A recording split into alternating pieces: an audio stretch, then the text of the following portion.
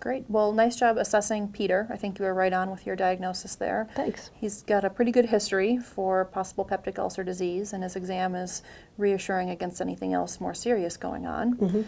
So we should probably talk about that positive ELISA test that his primary care provider got for us and decide whether we think that that's an appropriate test or whether we should do something else. As we talked about, things are a little bit controversial in pediatric H. pylori infection. So did you have any luck finding that paper? I did find the paper actually, and it was right in the journal that you had said it would be in. And basically, well, the title is non-invasive testing for H. pylori in pediatrics. And what they did was they compared the stool antigen test to the serum ELISA test. So the two things that we're kind of looking at. They studied 250 patients, all of whom were kids aged 3 to 18 years. And the gold standard was a biopsy that they did with, via EGD to confirm that there was H. pylori present in these children.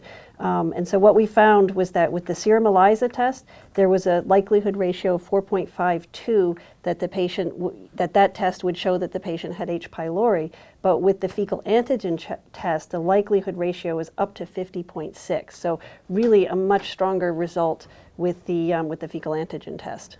Absolutely. So I think it's a really good paper. I think it's a good gold standard that they used. Yeah, so it is important when we're looking at this kind of thing to make sure that we are comparing things to the gold standard, Right. so that we know that our comparisons are helpful.